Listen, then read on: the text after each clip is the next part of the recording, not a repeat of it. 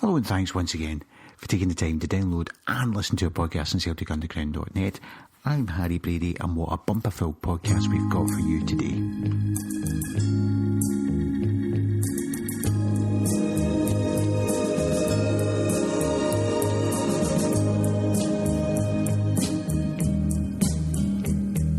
The old hometown looks the same as I step down from the train.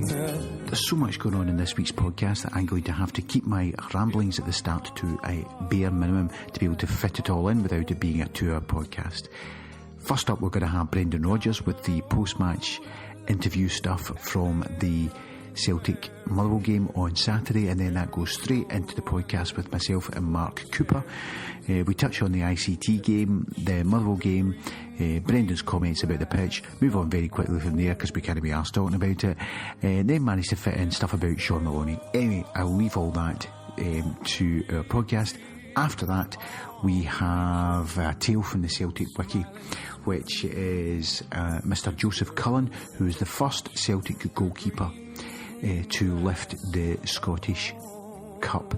The event for him will be taking place on Saturday 25th of February at noon in the cemetery at Balmoor Road prior to the Hamilton Accies game. More about that from the tale from the Celtic Wiki at the end. The only thing left I've got to say is my usual plug for the Celtic FC Foundation. A couple of events are now out there. There is the ab sale at Celtic Park, which, if you're into that sort of thing, as I am, will be a brilliant fundraiser and just a magic event to be up there. Apparently it's blowing a gale up there, and you'll get snow on your forehead, and it's on the 1st of May. So if you want to register for that now, you can. Also, we have the Henrik and Lubo Select game, which is taking place on the Sunday after, hopefully, we win the treble. So that'll be a fantastic atmosphere at Celtic Park that day if you get yourself along, and there'll be more tricks and treats and surprises coming up. Anyway, enough of me. I'm going to say good night and God bless, and this is Brendan, followed by Mark, followed by the Celtic Wiki. We'll walk at daybreak. Again, I'll touch the green, green grass.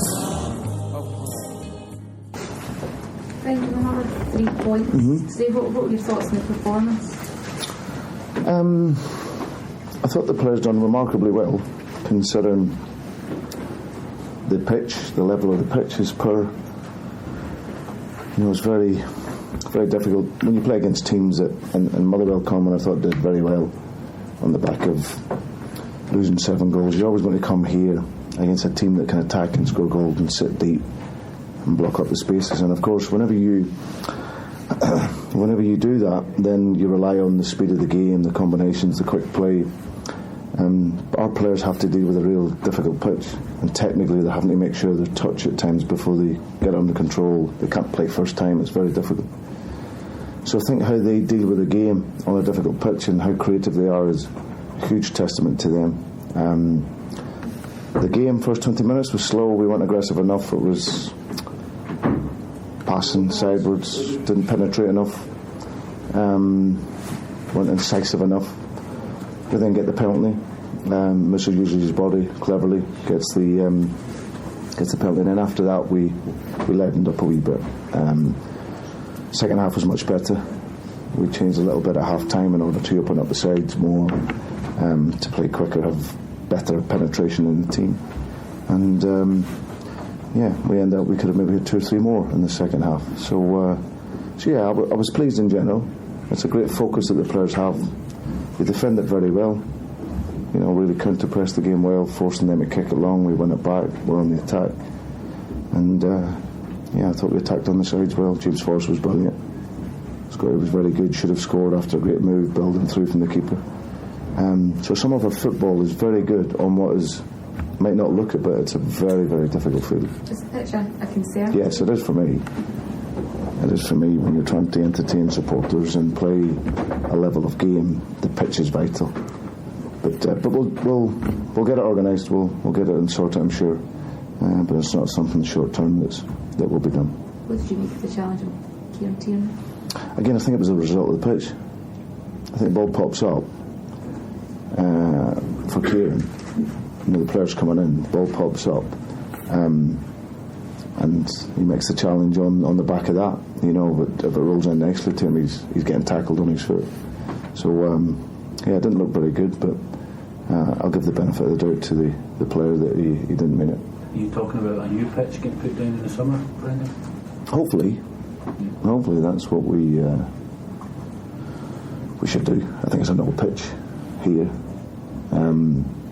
So we need to modernise the field. You're looking fast football and speed in your game, and the level of the game that we're looking to play. I think we've seen it in pre-season through till early months of the season. The speed of our game, how we play. We actually go away to some grounds and play better because of the pitch is better. And obviously this here slows us down. You talk about one of the pitches like Arsenal, pitches, surfaces like that. Just a good pitch. Have you already conveyed that? Yes. Message? Yeah. So we needed this all. You've been linked this morning in France with the Rennes goalkeeper, Benoit Costil. Yeah. Tell me why I'd want the Rennes goalkeeper. I have no idea. Well, there you go. Why would I want him when I have Craig Gordon, who's like sweeper keeper? He's top class. I'll be a no then. Well, you're right. You decide. Thank you. Good man. Okay, that's us. Thank you. Well done. Sorry I can't give you any more. So Okay, cool. I'm joined now by Mark Cooper. Before we start, I always like to get a weather update. So Mark, how's things in South America today? This is always a bad question because it instantly aggravates about 95% of the listeners. It's 30 degrees, no cloud, and now everyone hates me. Well, you see, for some people they might be sitting there thinking, I couldn't put up with that. High humidity, maybe. all that stuff. High humidity, no air conditioning.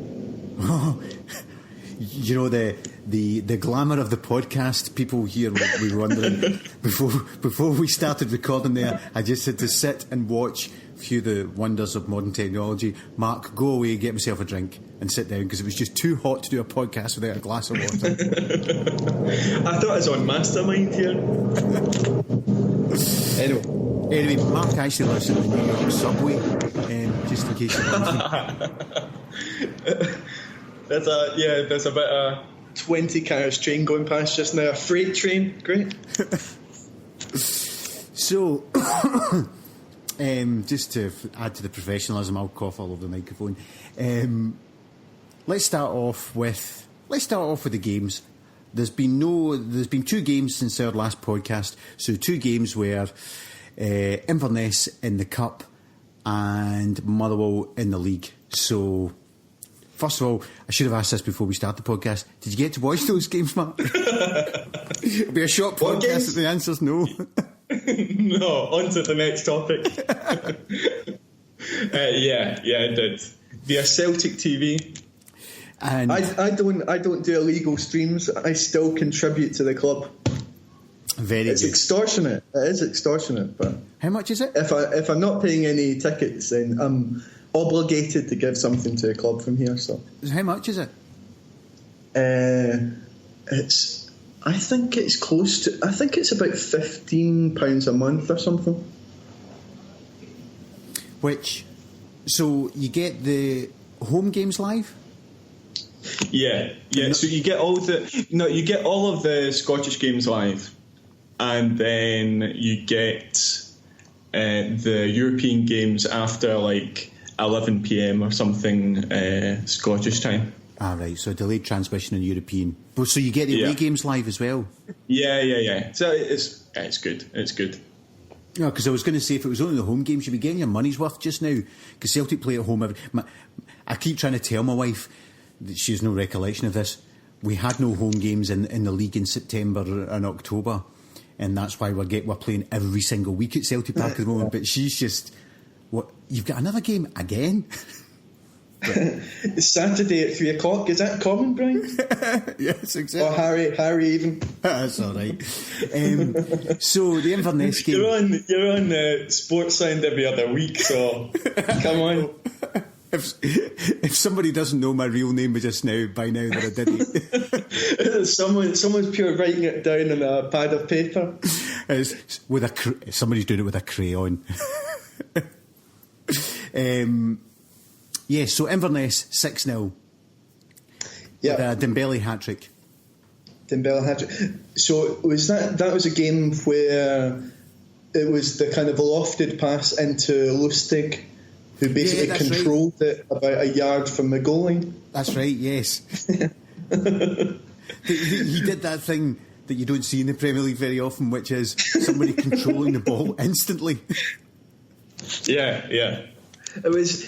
You see that kind of goal a lot in five-a-sides, don't you? Where there's just a goal hanger he's just chatting to the goalkeeper, and the ball comes up to him, and he, like, 1 out of 3 goals, he controls it properly and back heels it in the net. It was a good goal. I think that was the first one, right? Yep. I think that was. And then Dembele went on a quick hat-trick where he put in the next 3, I think. Yeah, it was the one with the keeper really should have kept it out. Sort of half-hearted attempt and dribbled over the line. And then Tierney got a goal near the end, and then Brown hit a really good one. Yeah, that's right. Which emphasised Brendan Rodgers' point he was making prior to the Motherwell game, when he was talking about the fitness of Celtic. And he was pointing out that we are getting a high proportion of our goals in the final 15 minutes of a game. Yeah. So overall, it was a comfortable win. Yeah, they looked terrible, to be honest. Yeah, and my brother had gone away for a long weekend to Dublin, and I sent him a text after about 20 minutes and said it'll be a miracle if Inverness finish this game with 11 men in the park. Yeah.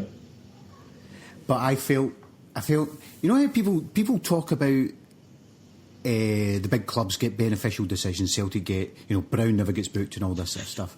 Yeah. But see the stuff, the thing that people don't talk about and the thing they ignore, I think referees do. See when there's a low-key game at Celtic Park that Celtic comfortably win, I think opposition players get away with fouls. Because the referee's attitude is, they're getting a doing anyway. The guy's not broken his leg. Yeah. And I agree with you. And that was happening all over the park in the Inverness game. It's almost like a unspoken... Like, you even saw it after jumping ahead to the last game against Motherwell, but after that challenge on Tierney. Yeah. And the referee within himself knows... If I kind of go by the regulations, that's a red card. But they're out of the game already. And he was probably just clumsy when he did it. He probably didn't mean it with any intent to injure him. So, and you can kind of see him, he's just chatting away to him for about near a minute or something. It's about 30 seconds, 40 seconds. And he's just like calmly talking to him. And the guy's kind of like repentantly kind of just nodding and kind of... And you're thinking... But it's just a complete straight red. It's like, it couldn't be a clearer red here. But it's almost that sympathy thing of... And it actually picks up on a point that Hullboy made 2 podcasts ago, which is, although it's great that we are winning every week, and we're all enjoying that, but the chat, and there's a bit of criticism that some of the media are decrying Celtic being so good and it's not good for our game. When there's an exciting battle for 2nd, 3rd and 4th in Scottish football. But the counter to that is, as happened tonight, I saw a couple of people tweet about it. I saw Paul 1888 tweet about it, so I didn't see it. The STV, in their roundup of the weekend games, didn't mention the Celtic game.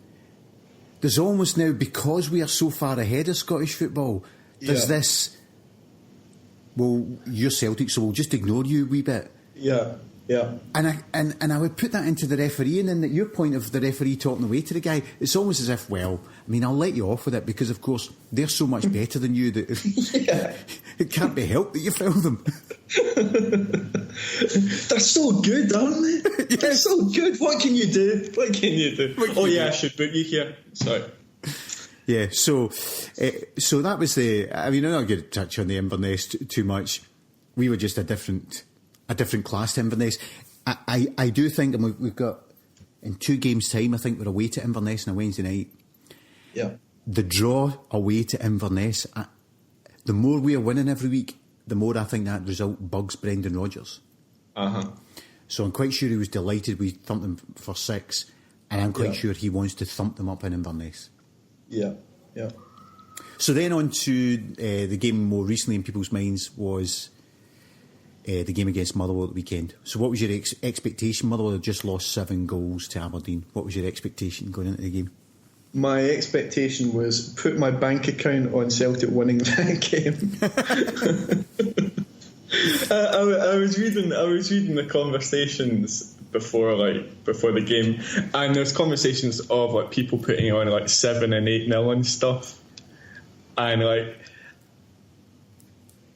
you could see Celtic when it started the first 20 minutes, there just wasn't the same tempo to it. Mm-hmm. It was, I don't know, just a little bit off.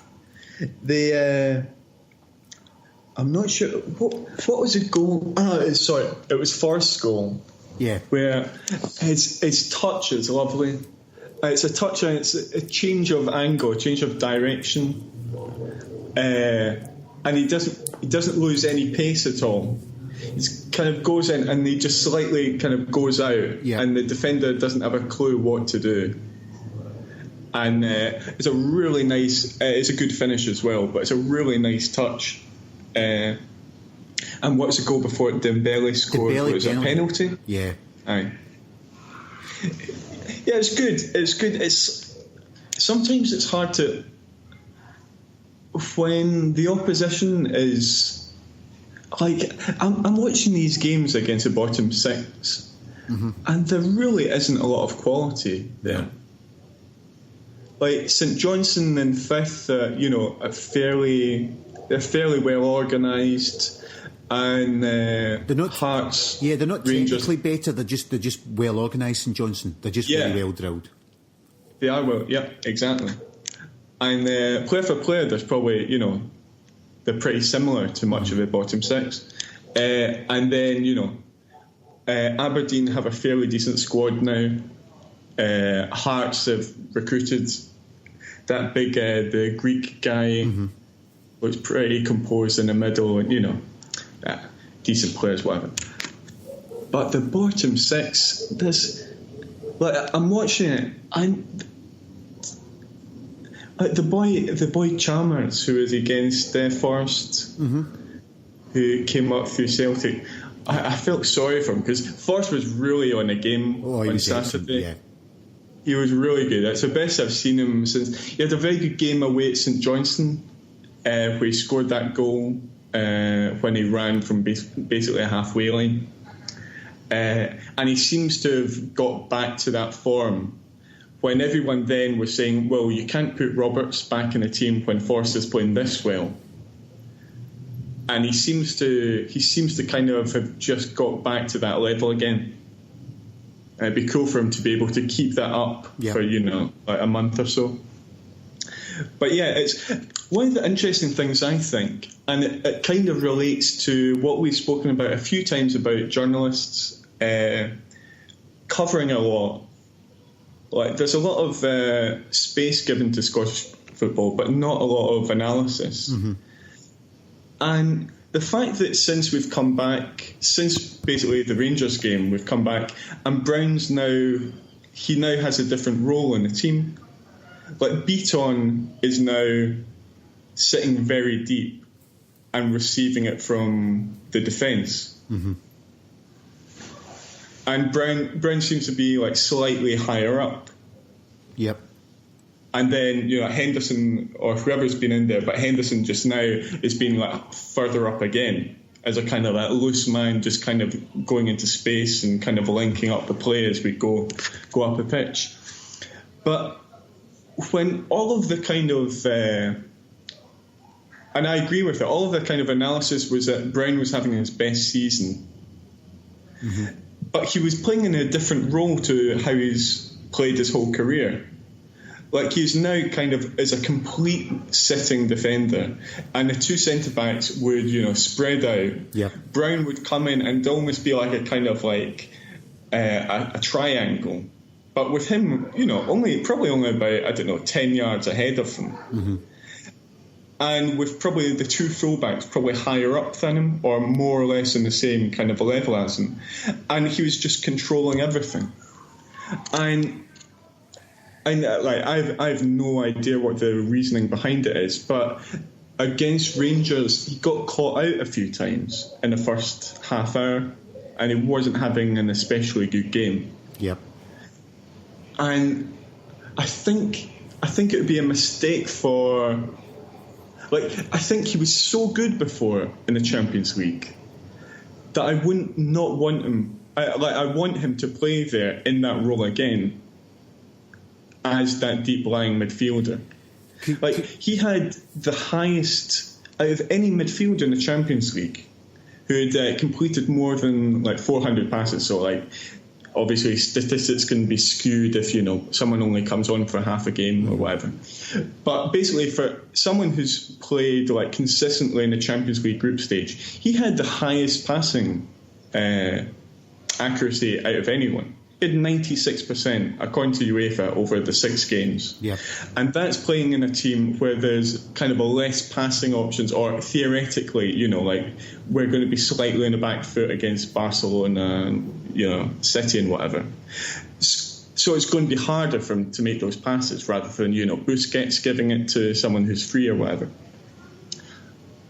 And he covered... he was in the top 5 of covering the most ground. Yeah, it was 12 kilometres a game or something like that. It was unreal. He made the most interceptions. He was a kilometre. I remember the 2 games looking at the stats, and he covered a kilometre more than the next best player had covered. Yeah.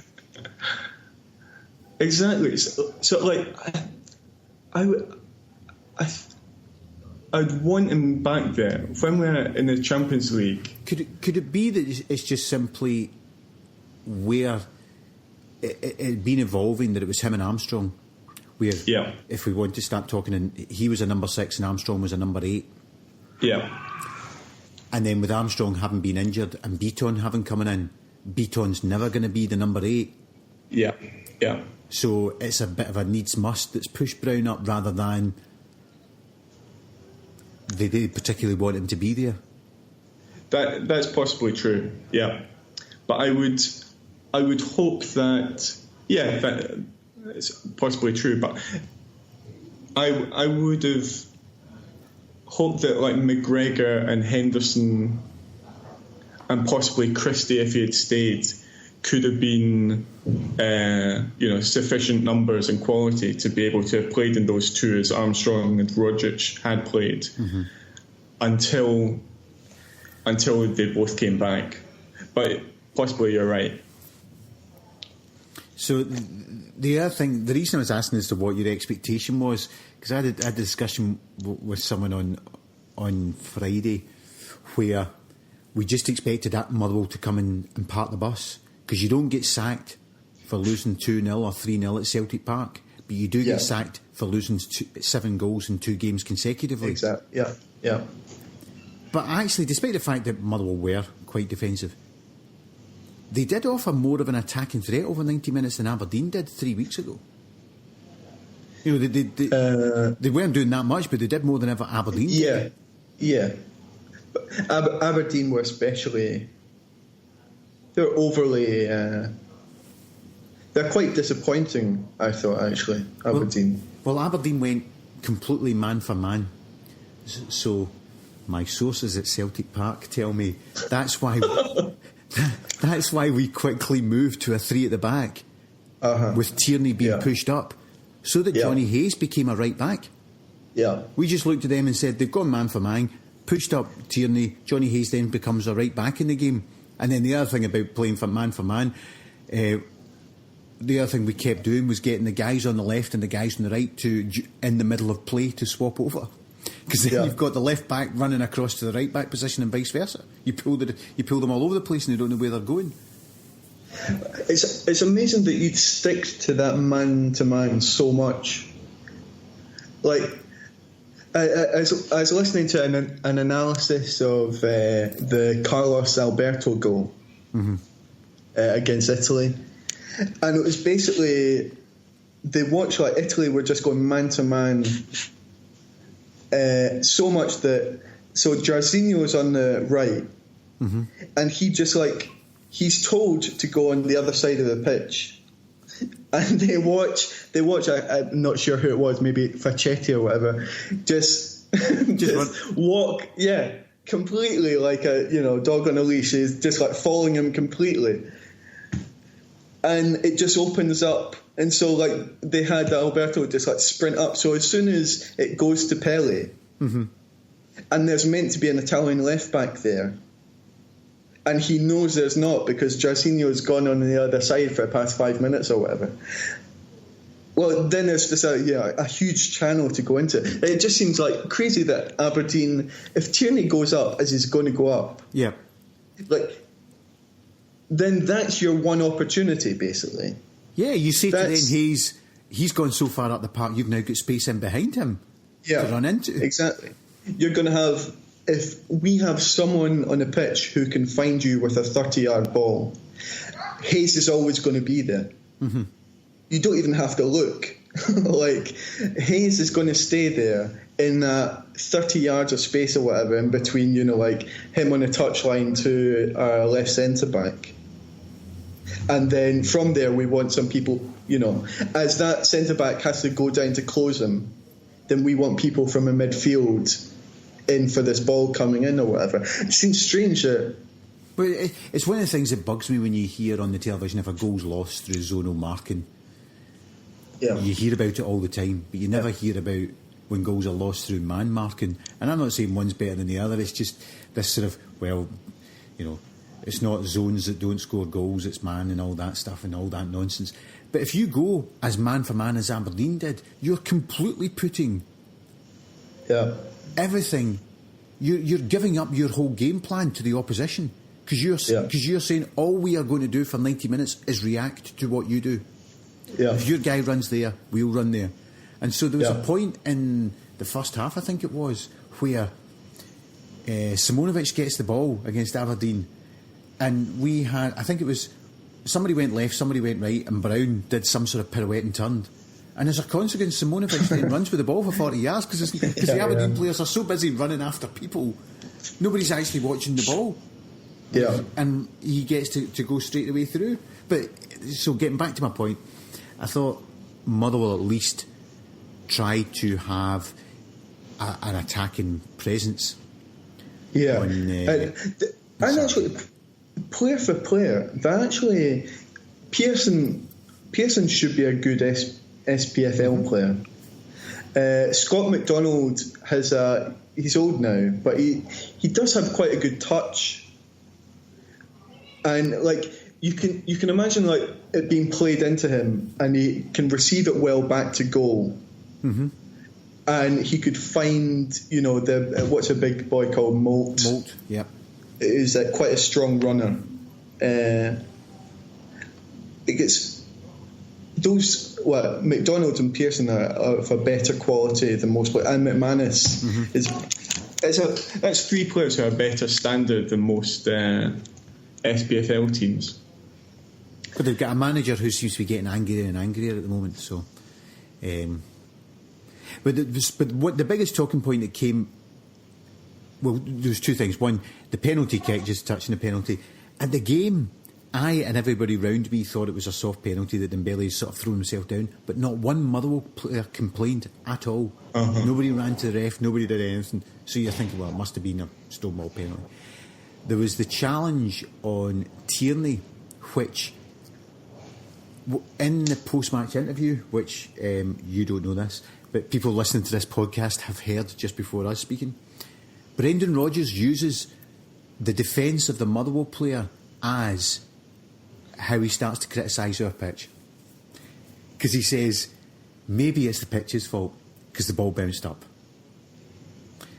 Were you surprised at how critical Brendan Rodgers was of the pitch? Yeah, well, it's difficult. To be honest, it's difficult when I'm watching on Celtic TV on a stream. Mm-hmm. A paid for stream, but yes. Stream. Even if Adrian Philby will be phoning you up if it's not a paid for stream. I've experienced this. Oh yeah, was that when you? What was that application called again? When you were filmed? Was it? That was it. Was it? Something like that. I streamed a European, like 5 minutes in total of a European game, and then I get an email from JP. Do you mind coming in for a chat? Yeah, even if you're watching it on TV, it'd be kind of fairly difficult to properly assess the quality of a pitch. Never mind a stream. Mm-hmm. But what's it like when you're in a stadium? Interesting. Do you notice how bad it is? Well, because normally, sorry to interrupt you, but just to finish your point, normally, don't we have? It's usually us and Ayr United who have the best pitch every year, right? Yeah, and funnily enough, about 10 minutes into the game, because we sit in the North Stand Upper, so my brother had said to me, do you know, we should invest in some sort of plastic pitch protection or something, but our pitch looks really bad. In a line, 10 yards in from the touchline below us, where patently the water comes off the roof and comes straight down. Although I would have to say, I'm no grass expert. Not anymore. No. It was university days. Exactly. I'm more of a coke man now. I'm no green grass expert. However, I was by chance speaking to a grass man a couple of weeks ago who was telling me that he's going to have murder when he starts. How is McCoist, by the way? Yes, it was Ali McCoist. I bumped into Ali McCoist and he was telling me it's going to be murder when he gets back to work in April because he tends to take the winter off because, I didn't know this, grass grows at 10 degrees centigrade and above. Okay. And he said on many occasions this winter, it's like Sunday in Glasgow was 12 degrees. On many occasions this winter, it's been above 10 degrees and the grass has been growing. So, not only that, but we've got the UV light things that go across the pitch.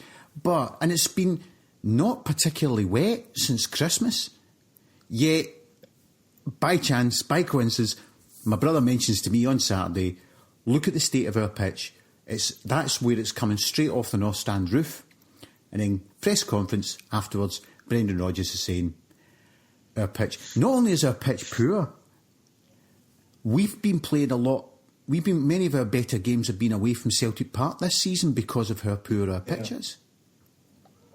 So it's not just saying our pitch isn't up to the standard I would like, it's actually saying our pitch is below the standard of many other grounds in Scottish football. Which that's quite funny because aren't Hearts also tearing up their pitch? I read a thing saying that Hearts were relaying their pitch before next week or something? Before the next home game. Now, obviously, Cathro is wanting Hearts to be playing the same style of football that we play. Yeah, that's quite interesting.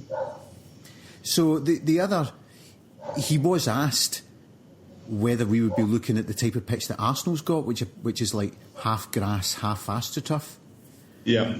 And his attitude seemed to be, I don't really care, I just want a better pitch than what we've got. I think the issues all arise from that was a brand new pitch after the Commonwealth Games. Okay. But it wasn't. But obviously, the Commonwealth Games being later, it wasn't relayed. If you remember, we had the Commonwealth Games, then didn't play home games because the new pitch wouldn't have been ready.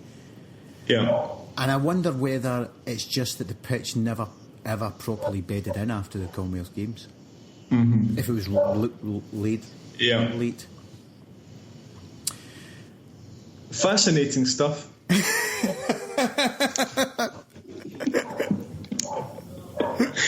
All right. Wait, actually, as somebody said to me on the podcast, Are you not going to run into on Twitter? Are you not going to run into problems and start sounding like with Celtic winning every week? The podcast is going to become so sycophantic about Celtic it will sound like a Graham Hunter podcast. Oh, jeez. So the other talking point this week, apart from our pitch, which was a talking point for 24 hours, was or trying to make it a talking point. If I ignore one other team's talking point, was Matt Lindsay today in the Herald bemoaning, it was like a fan blog, bemoaning the fact that Ryan Christie is playing for Aberdeen. Yeah. It's amazing that that's his main preoccupation. Yeah, it's not fair that Aberdeen are going to finish second because they've got a guy who's not good enough for the Celtic team. It's basically what he's saying. Yeah. And that guy is so much better than it. It was a sort of an odd logic. He's so much better than what Aberdeen have already got. He might not be good enough for Celtic, but he's better than anything Aberdeen have got, and he will be the difference between Aberdeen and Rangers, and make Aberdeen finish second. Which then seems to be saying a guy who's not good enough for Celtic is infinitely better than anybody in the Rangers team as well. Yeah. Well, it's Rangers' fault for not asking for a loan of Ryan Christie. I assume they didn't ask. Well, maybe their manager did, and that's why he got sacked / resigned. Do you think there's any issue with us lending players to the second place team in Scottish football? I don't see there's any issue with us lending our players to the second place team in Scottish football. So the other talking point in Scottish football is... just one other thing, sorry. Yes? The goalie scored. Yes. Superb. Lovely goal. Absolutely lovely goal. Now, I know this is a bit like asking somebody in Glasgow about what the Spanish press are saying, or the French press are saying. But since you're in the same continent, is it true that the Brazilian press... I'm not sure. the way I saw it kind of subsequently reported, like about third hand, I think one of the paragraphs said it's the goal all of Brazil are talking about. Yes. Are they? Yeah, but yeah, it was superb though, right? Oh, it was a great goal, but I'm not sure if all of Brazil is talking about Ryan Christie's. Not yet. Do you think he should be in the Celtic Champions League? Do you think he should be in the Celtic team? Do you think we should have kept hold of him? With Rogic and Armstrong out, there'd be an argument for it. Because we've been playing Henderson and McGregor. Yeah, there would. I think if he does that basically once every 3 weeks, if he's playing consistently, Aberdeen are playing well, he's playing well, and he's playing 90 minutes, he's playing 15 full games until the end of the season. Mm-hmm. That'll be more beneficial than what would have happened, I think. And so it's a good loan. That was part of my problem with the Henderson loan. Mm-hmm. That it seemed kind of reactive rather than proactive. The one up to Norway. Yeah. Because it was said that they had asked, like someone had got in contact with Dyla, and he'd said, yeah, actually we do have a player, and we sent him up. But it wasn't the right club for him to go to. Like it was Rosenborg, and they were going for the title, and they basically just wanted to supplement their squad. Yeah. Whereas, like, if we're actually going to loan someone out, like the Christie thing, mm-hmm. You kind of want you want to know the style they're playing. You want to know that he's going to be playing. He's going to be a first teamer. He's going to be starting 90% of the games or whatever, and that it's going to be much more beneficial than the alternative. Yeah, like Henderson at Hibs last season, he played games. Yeah. Do you think Christie will make it at Celtic? At Celtic? The problem is we're also pushing on, aren't we? Yeah. There's Brown, Brian Rogic, Kouassi, Armstrong. There's Henderson and McGregor kind of pushing in to get into that kind of 5-6 midfielders that we're going to have in the squad. Yep. Centre midfielders that we're going to have in the squad. Beaton, sorry, yeah. If he stays. And then I wouldn't be surprised if we go for another. Mm-hmm. I quite like him. I don't think I wouldn't go as far as Lackemore went the other week, but I kind of agree with his general point that there is something about Christie. Like I remember when we signed him, and I went and watched a video of him. This is quite sad on my behalf, actually, but I went and watched a video of him playing away in Romania in some Europa League qualifier game. That is sad, yeah. That is sad. And he was excellent. He was much better than I assumed he was. And he was pressing, as an attacking midfielder, he was pressing them, winning a ball back, or they would kind of play a misplaced ball. And then in other clips you'd see he's quite agile as well. Mm-hmm. He can kind of move quite freely in different directions. And it might...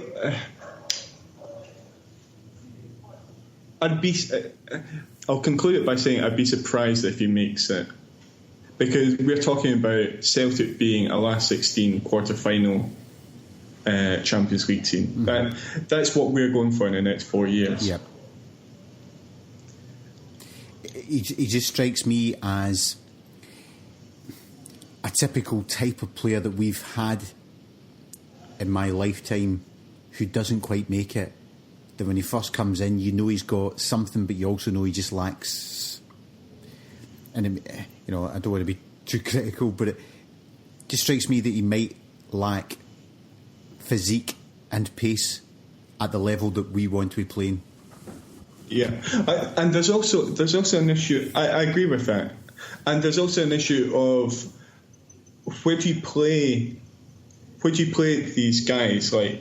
So if Rodgers wants to play with 3 forwards, 2 wide forwards and 1 main forward, then you're basically talking about he's going to be one of the 2 kind of shuttling midfielders.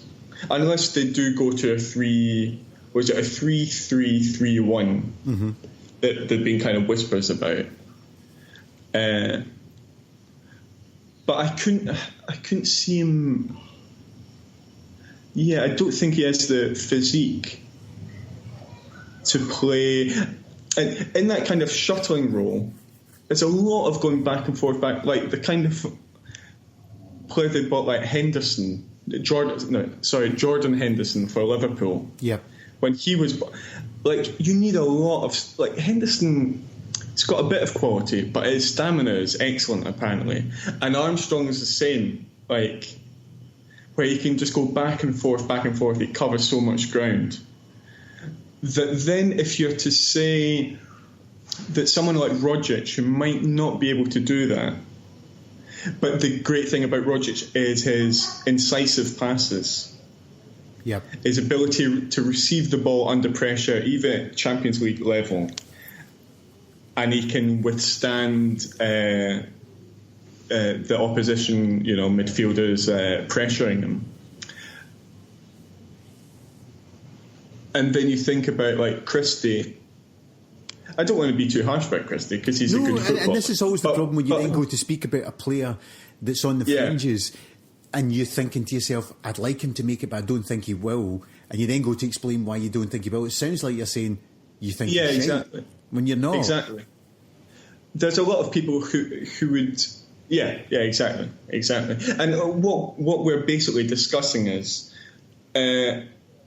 last 16 football. Yes. We're talking about... are these players that Celtic are going to be buying and currently have, are they going to be good enough to play against Juventus? Are they going to be good enough against Benfica? Mm-hmm. And Christie has impressed me when he's come on in games. He looks like he can create something at the edge of the box when plays tight. It looks like your point about his movement, that he can twist in and out and create and score a goal and create something in a tight space. Yeah. That's what I think he's got. I'm just not sure if we're going to be trying to be a second placed Champions League group, team finishing second in a Champions League group. So we're going to be playing teams who are probably better than us. Yeah. I think, you see this in England, where the top 2 or 3 teams can afford to have some players who are quality technical players and really high quality. The teams just below that level, the players have got to be 6 foot, or this is what they're looking for, 6 foot and fast. You made this point last season about Charlie Mulgrew, his running ability to close down space, that when you're playing teams who are technically better than you need physically strong players with a great deal of stamina, because a lot of your game in those matches when you're playing a team better than you is about closing down space, denying them space to play. And then getting back to, if we've got 3 up front you need those 3 to have pace to then be able to stop the play and immediately quickly have a counter attack. And I'm just not sure Christie fits into being able to provide that. Yeah. I don't want to get ahead of myself, but there's a player in the development squad who I like, called Mikey Johnson. Mm-hmm. He scored 4 goals the other week, but he carries the ball. His feet. When you get a player who has really quick, like twitchy little body movements. Yep. Always look for that in players. Like feet and body movements, they can go at different angles, and he seems to have that. I mentioned him before, so I don't want to kind of overdo it, but just as a small thing, he does look like a good player. Like every week now, whenever team lines come out, I always scan the subs quickly before the first team to see if he's made it on the bench yet. He's a good player. So, for example, I always, in the first time I saw him, liked Sean Maloney. Yeah. Because I always felt Sean Maloney made defenders make mistakes just by his body shape and movement. I always felt Maloney was great at getting his free kicks at the edge of the box. Yeah. Because he'd be fouled because people didn't know how to handle him and deal with him. Yeah. Maloney had a great first touch. And he had that little feint as though he was going to go on the left side. And he invariably wouldn't. He'd cut inside. But you're right. And then it could gain him a yard of space to then kind of play the ball in, or go in a little kind of accelerate forward inside or whatever. But often then they would just take him out when he was starting to get away in. Yeah, Maloney is a very intelligent player as well. I was really happy for him when he did that well in that season in Wigan. Yeah. And he became their reference player. And he was scoring free kicks and stuff. And then when he had that good... we're digressing here, but sorry. But then when he had... It's all right, the other option is to revert back to talking about grass, so... Well, yeah, I think people have turned off by now anyway. But yeah, I was really happy for him as well, because he was never... It was that kind of Scottish thing where he would only start getting in at Scotland when he was 25, 26. Yeah. Or he'd be they'd throw him on for the last 10 minutes when we were already 2-0 down or something, and he was Scottish Player of the Year. And you're thinking, no, we actually have a kid here. He has a lovely first touch. He's composed when people start pressuring him. He's good in tight spaces. Okay, he doesn't have electric pace, but he can retain the ball all the time. A lot of players who don't lose the ball, and high up the pitch as well. And you give it to them, and maybe something won't come off, but they're not. They just Anyway, I'm completely digressing. To make this a full retro situations 20 years ago. I was going to say, to make this a full retro podcast, I think Sean Maloney was another class above Aidan McGeady as a player. Always felt, because of the points you've just made, he didn't lose the ball as regularly in frustrating positions, offered a greater goal threat, and I just thought was offered more to the team, and but the challenge, because of his stature, that you saw with O'Neill bringing him into the first team, but then not quite being sure where to play him because he brought him as a striker, and then takes him down to Villa, so patently thinks this is a player, and then doesn't really know where to play him at Villa, and then Strachan brings him back up to Celtic, and then Strachan doesn't really know where to play him, but I think he would fit perfect. The Maloney of 2000, if he was fit as well, which was always an issue, the Maloney of sort of 2004 through to about 2009, a fully fit Maloney, I think would fit into the current Celtic system. Yeah, I'm going to carry on this Maloney chat here. Everyone's probably thinking, what are they talking about? Okay. Have I downloaded a podcast from 10 years ago? Maloney comes back. Now, part of my... I thought he got... Sometimes I see players like this. There's a young player in Argentina who I also think the same about. That they build up their upper body too much.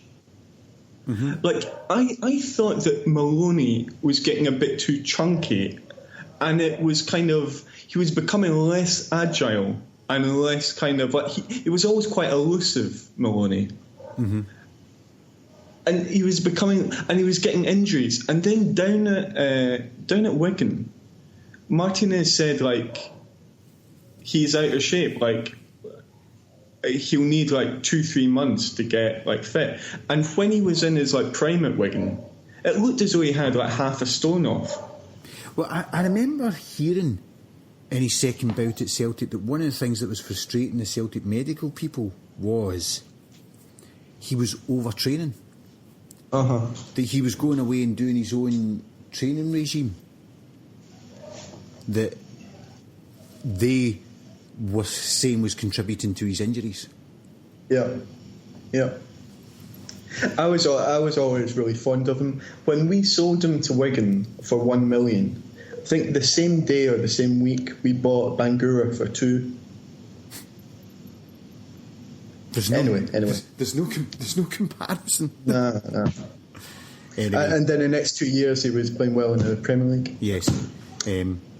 So the only other thing that's been happening in Scottish football in the last wee while is managers have gone crazy. You've had Matt McGee being sent to the stand and then wanting to have a go at the guy who was filming him. Yeah. And then the Rangers management team who resigned but didn't resign but did resign. Then I saw another Rangers manager who seemed to be breakdancing on a touchline. Yes. It's kind of in a Run DMC mode. Well, it is the retro podcast, so maybe something's happening. So, what's your take on the Rangers management resigning? Do you think they resigned? I was talking about this. I was chatting to my mum and dad on Skype last week, and we were chatting about this. And does an agent doesn't have like the authority, surely? Like, sure, you need the signatures of the other people there.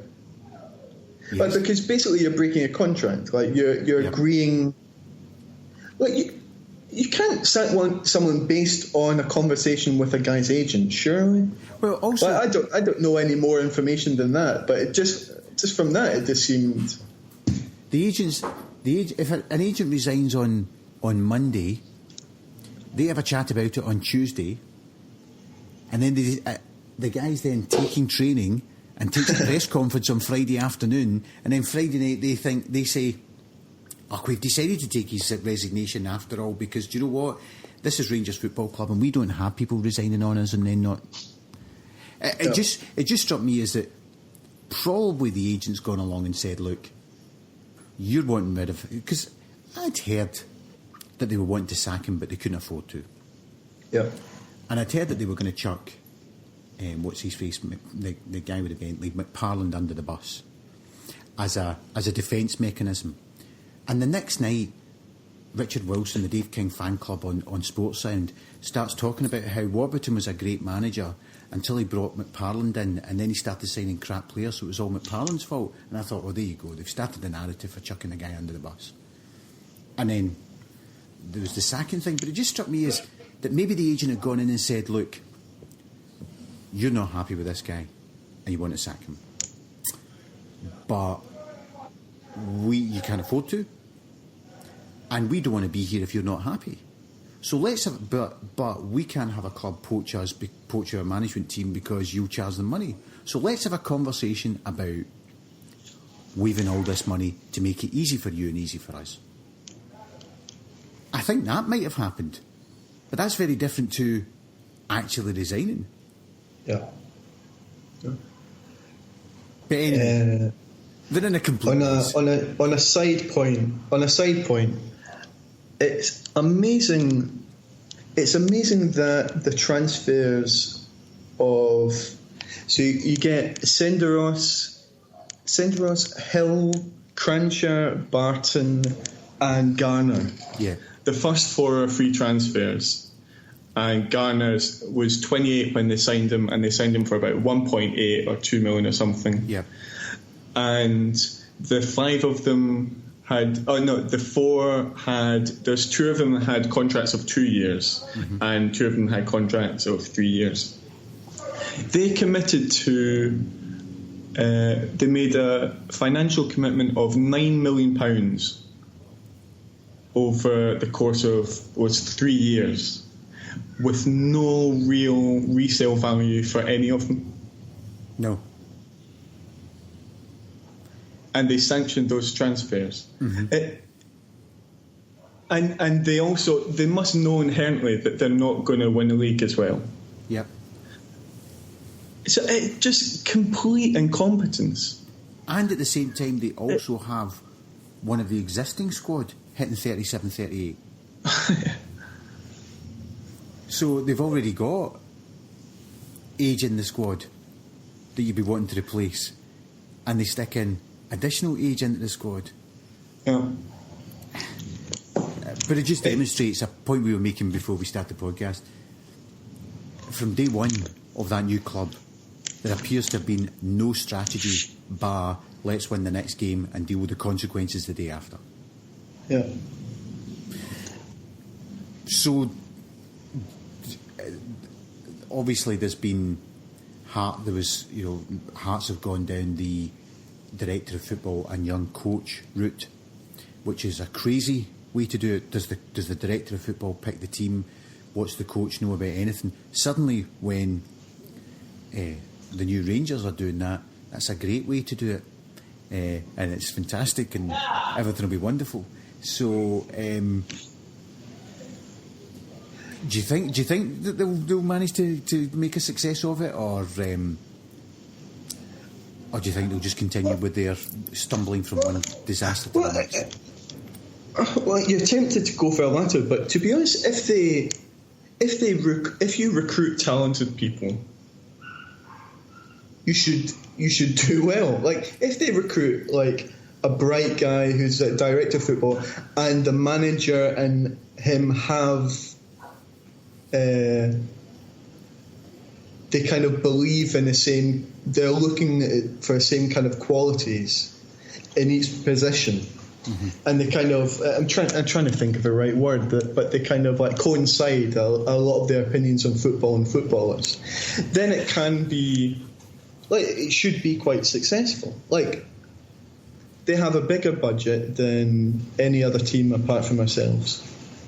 They have a huge fan base. The atmosphere of having 5,000 fans going away to Scottish grounds and having 50,000 at home, that must give you an advantage over Aberdeen, Hearts, Hibs.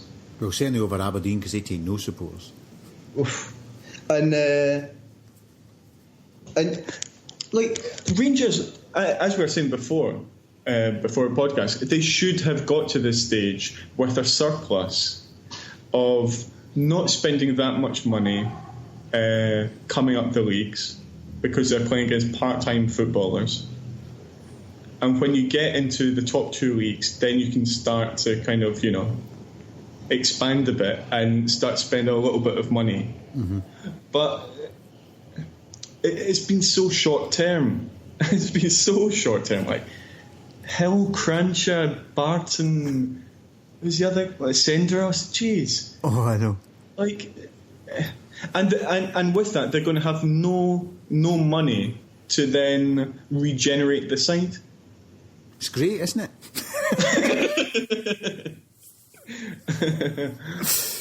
So our next game on Saturday is, I need to look this up because I just know there's going to be a show and the Glasgow Celtic will be there. We're at home to Hamilton on Saturday. So what's your expectation from that game? Michael Johnson to score a hat-trick. No. It should be a comfortable win. Should be. It's not anything interesting. Just people listening to this go, he thinks it's going to be a comfortable win, does he? That's interesting. What do you want me to say? I want you to give me an exact score. And scores. Hamilton at home, 4-0. And the scorers? I've said the first three, Mikey Johnson and Dembele. Do you think Henderson will start? No. Because Armstrong came back. Yeah. It's a pity. Henderson kind of is... The level in his games kind of varied quite a bit. Didn't think of the 3 or 4 games, what did he play? Maybe 4 games there? Mm-hmm. And 2 of them were pretty good.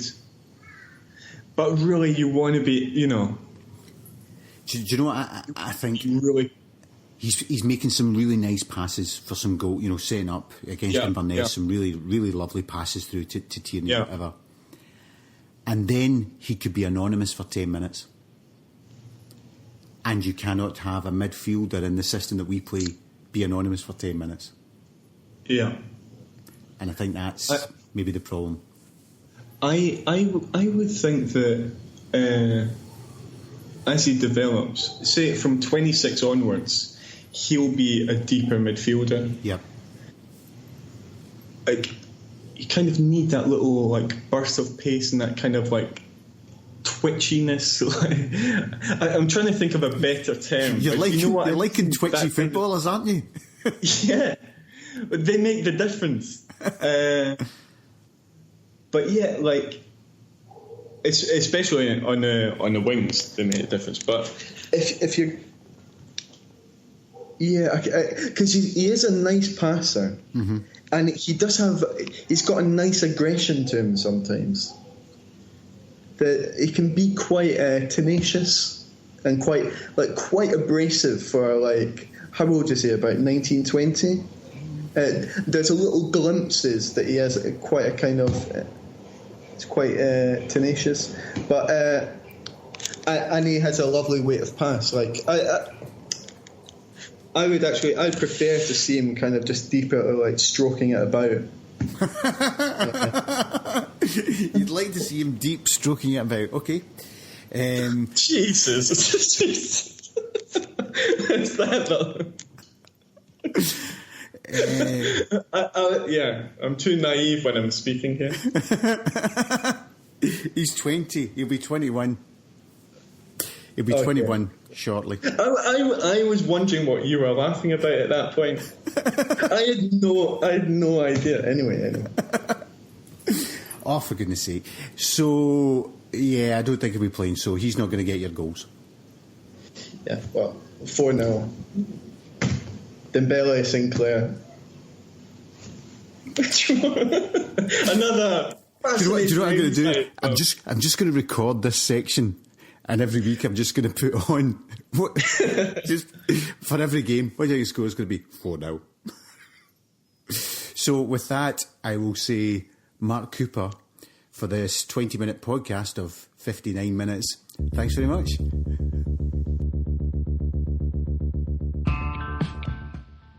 No Ordinary Joe, a tale from the Celtic Wiki. When considering the art of the goalkeeper, it is often the elegance and athleticism of the old masters that most readily springs to mind. Men like Yashin and Zoff set the benchmark for modern goalkeepers with performances of agility, intelligence, composure and courage. They are the godfathers of today's cultured custodians. But in football's formative years, there was little room for culture or elegance. The art of a primitive goalkeeper was often painted in his own blood. In the game's earliest days, when teams would line up with 7 forwards, the goalkeeper was a bloody and bruised bulwark battered by the relentless storm of attack. Things were certainly very different from today. Until a law change in 1887, goalkeepers could handle the ball anywhere on the park. Between 1887 and 1912, they were restricted to handling the ball in their own half. In reality though, a keeper rarely ventured too far from his own goal. Forwards of the time were robust, fearsome and unforgiving. Bundling was a popular and legitimate tactic. This involved violently shoulder barging a keeper holding the ball into the goal. Perhaps unsurprisingly, most keepers often preferred to punch the ball clear rather than catch it. Signed in the first days of 1892, Joseph Cullen became Celtic's last line of defence at a time when to be a goalkeeper remained a most hazardous occupation. Born in the south side of Glasgow, Cullen made his name in the juniors with an impressive Ben Burb outfit. A Scottish junior international, Joseph made his Celtic bow in a 3-1 friendly win at Third Lanark on January the 2nd. Legend has it that Dan Doyle picked him out from the Cathkin Park crowd and told him to get stripped to play.